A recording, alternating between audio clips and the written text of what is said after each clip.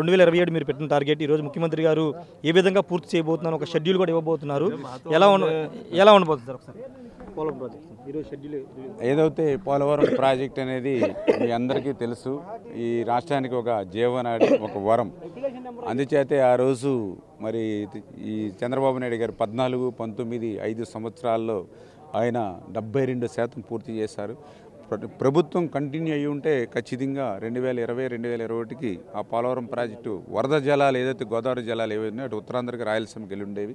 దురదృష్టం ప్రభుత్వం మారిన తర్వాత పోలవరం మీద కక్షతోటి ఆంధ్రప్రదేశ్ రాష్ట్ర ఆ రోజు చంద్రబాబు నాయుడు గారి మీద ఉన్నటువంటి కక్షతోటి రివర్స్ టెండరింగ్ పేరు చెప్పి 17 నెలలు కనీసం ఏజెన్సీ లేకుండా, అధికారులు లేకుండా చేసి ఆ 2020 ఆగస్టు వరదలకు డయాఫ్రమ్ వాళ్ళు విధ్వంసం గురైనటువంటి పరిస్థితుల్లో ఎంత దురదృష్టం అంటే అసలు ఒక పక్క 20లో డయాఫ్రమ్ వాళ్ళు నష్టపోతే మాకు అసెంబ్లీలో 21 జూన్కి ఇస్తాం, పూర్తి చేస్తాము, 21 డిసెంబర్ పూర్తి చేస్తాం, 22 జూన్ పూర్తి చేస్తామని సాక్షాత్తు ముఖ్యమంత్రి ప్రకటన చేశాడని అంటే డయాఫ్రమ్ ఉందో లేదో కూడా తెలియనటువంటి స్థితిలో ఆ రోజు ఉన్నటువంటి ప్రభుత్వం. కానీ ఈ రోజు ఉన్నటువంటి ప్రభుత్వం చంద్రబాబు నాయుడు గారు ఆయన ఒక దార్శనికత, ముందు చూపు, ఇరిగేషన్ మీద అవగాహన ఉన్నటువంటి వ్యక్తి ఈరోజు ముఖ్యమంత్రిగా ఉన్నారు. అందుకే ఆయన ఇమీడియట్లీ ఏదైతే ఈ 5-6 నెలల్లో కూడా ఈ పోలవరం ప్రాజెక్టుని ఆ సవాళ్ళని అధిగమించి ఎట్లా పూర్తి చేయాలి మీద ఒక కసరత్తు చేశారు. దానికి ఒక తుదురూపు వచ్చింది. అందుకే ఈరోజు చంద్రబాబు నాయుడు గారు పోలవరం మరి ఏదైతే క్షేత్ర పర్యటనకు వచ్చి మరి రివ్యూ చేసి ఏదైతే మాకు ఆ డీవాల్ నిర్మాణంలో కానీ, ఆ ఎర్త్కమ్ రాక్ఫీల్డ్ డ్యాము ప్రారంభం, మళ్ళీ ముగింపులు, వీటి మీద ఏదైతే ఇంకా ఏజెన్సీలకి కొద్దిగా చిన్న చిన్న డేస్ కానీ, మంత్స్ కానీ ఏదైతే గ్యాప్స్ ఉన్నాయో అవన్నీ కూడా ఆయన క్లియర్ చేసి ఈరోజు ఒక షెడ్యూల్ని ఆయన అనౌన్స్ చేసి ఆ షెడ్యూల్కి అనుగుణంగా ఆ పోలవరం పూర్తి చేసేటువంటి విధంగా మరి ఈరోజు చంద్రబాబు నాయుడు గారు ఈ యొక్క టూర్ పోలవరం ఉండబోతోంది. సార్ అంటే 2014-19 అంచనా వ్యయం దాదాపు 55,000 కోట్లు. ఇప్పుడు దాదాపు 5 ఏళ్ల తర్వాత ఇప్పుడు మరోసారి ప్రాజెక్ట్ పనులకి ప్రారంభించబోతున్నారు కాబట్టి అంచనా వ్యయం ఎంత పెరిగే అవకాశం ఉంది? రెండోది ఏజెన్సీలు ఏమైనా మార్చే అవకాశం ఉందా? ఏదైతే మీరు చెప్పినట్లుగా పోలవరం ప్రాజెక్టు ఆలస్యం అయ్యే కొద్ది అంచనా వ్యయం పెరుగుతున్నటువంటి పరిస్థితి. ఎందుకంటే 11,000, 18,000, 27,000, 55,000 ఏదైతే మన 2019 మన ఎన్నికలకి ముందు చూస్తే 55,000 కోట్లు అంచనా వ్యయం. ఆ రోజు మన కేంద్ర ప్రభుత్వం ఆమోదం కూడా మనం తీసుకున్నటువంటి పరిస్థితి. ఏదైతే దాన్ని ఇప్పుడు ఫస్ట్ ఫేజ్, సెకండ్ ఫేజ్గా తీసుకుని ఈవేళ ఫస్ట్ ఫేజ్ కింద మరి 12,157 కోట్ల రూపాయలు బ్యాలెన్స్ ఫస్ట్ ఫేజ్లో ఏదైతే రావాల్సి ఉందో 41.15 మీటర్స్కి అది ఆల్రెడీ కేంద్ర ప్రభుత్వం అంగీకరించింది. అది అడ్వాన్స్ రూపంలో మనకి ఇస్తూ ఉంది. ఈ రకంగా ఫస్ట్ ఫేజ్ని మనం కంప్లీట్ చేసుకోవడం ద్వారా మరి తదనంతరం సెకండ్ ఫేజ్ కంటే 45.72 మీటర్స్కి ఏదైతే మనం ఉందో ఆ R&R ఏదైతే దగ్గర దగ్గర ఒక 30,000 కోట్ల వరకు కూడా R&Rకి సెకండ్ ఫేజ్లో అవసరం ఉంటుంది.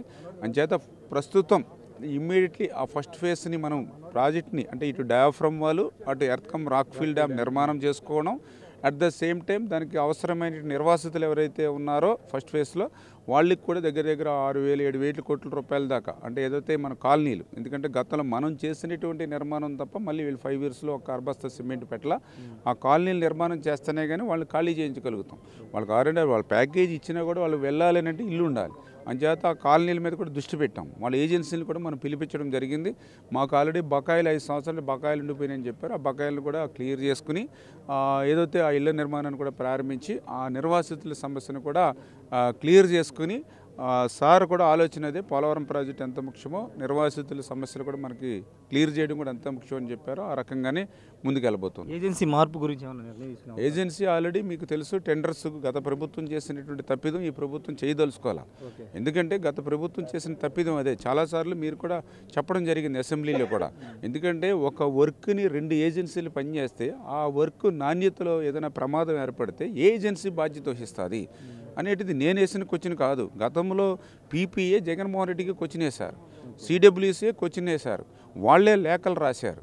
ఇట్లా అయితే చాలా పోలవరం ప్రాజెక్టు ఇంకా ఆలస్యం అవుతుంది అని, అంచనా వ్యయం పెరుగుతుంది అని వాళ్ళు లెటర్లు రాశారు, రిక్వెస్ట్ చేశారు. అయినా కూడా గత ప్రభుత్వం నిర్లక్ష్యం చేసింది. దాని ఫలితం ఈరోజు మీరు చూస్తూ ఉన్నారు.